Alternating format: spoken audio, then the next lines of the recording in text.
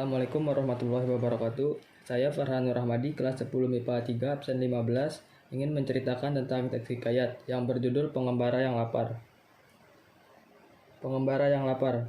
Diceritakan kisah 3 orang pemuda, yaitu Candy, Buyung, dan Awang yang sedang mengembara. Mereka berkelana membawa makanan seperti beras, daging, susu, buah-buahan, dan lain-lain. Biasanya, apabila mereka kelelahan, mereka akan berhenti sejenak untuk sekadar mengenyangkan perut dan beristirahat. Jika dalam perjalanan mereka menemui desa atau sebuah kampung, biasanya mereka akan singgah sebentar untuk membeli persediaan makanan. Pada suatu hari, mereka tiba di hutan belantara. Di kawasan tersebut, mereka tidak menemukan kampung ataupun desa sama sekali. Mereka pun berhenti dan beristirahat di bawah pohon yang rindang dan besar. Perbekalan mereka pun sudah habis, dan ketiga orang itu pun kelaparan. "Hei, jika nasinya sangat banyak sekawah pun aku akan menghabiskannya sendiri," kata si Candy tiba-tiba mengeluh. Dia memegangi perut yang dari tadi belum diisinya sama sekali, dan badannya disandarkan di pohon yang sangat besar.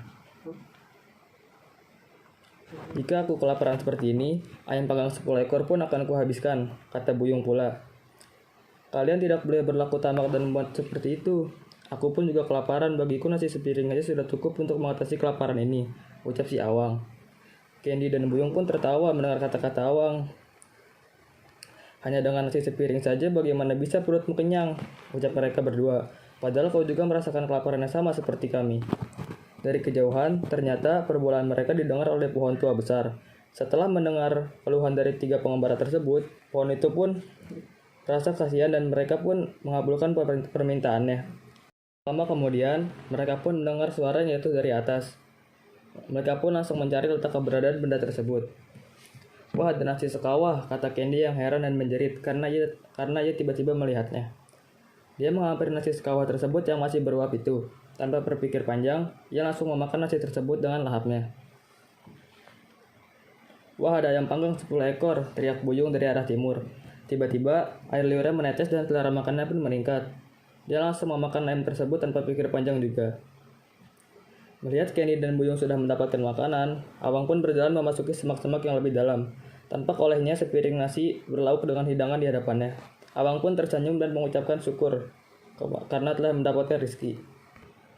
Selepas makan, Awang pun merasa kenyang. Ia beristirahat di tempat semula di bawah pohon tua yang besar itu.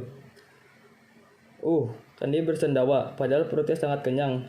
Nasi di dalam kawah itu pun merasa tersisa banyak. Ia tidak mampu lagi untuk menghabiskan nasi sebanyak itu. "Kenapa kamu tidak menghabiskan kami?" kata nasi. "Aku sudah kenyang," ucap Candy. "Bukankah kamu berjanji akan menghabiskan nasi sekawah sebanyak itu?" tanya nasi begitu.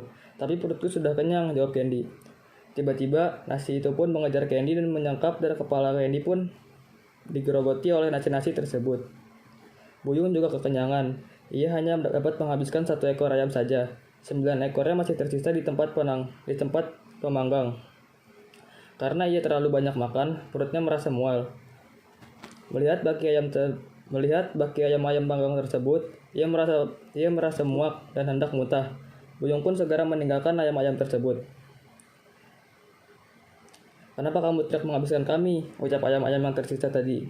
"Aku sudah kenyang," kata Buyung. "Makan seekor pun aku sudah muak melihatnya." Tiba-tiba muncul 9 ekor ayam yang jantan di celah semak tersebut. Mereka pun berlari ke arah Buyung. Ayam-ayam itu mematuk dan mengoyak tubuh Buyung. Buyung pun melompat sambil meminta tolong. Awang bagaikan bermimpi melihat teman-temannya. Candy terpekik dan tertolong. Bayu pun melompat-lompat berguling-guling di atas tanah.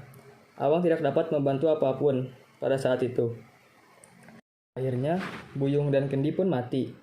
Tinggallah Awang seorang diri. Awang pun meneruskan perjalanannya yang tadi.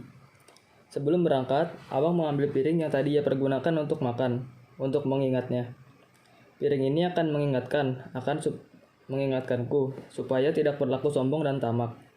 Makanlah makanan secukupnya, jangan berlebihan karena itu mubazir jika tidak dihabiskan," kata Awang. Lalu ia pergi dan meninggalkan tempat tersebut. Tamat.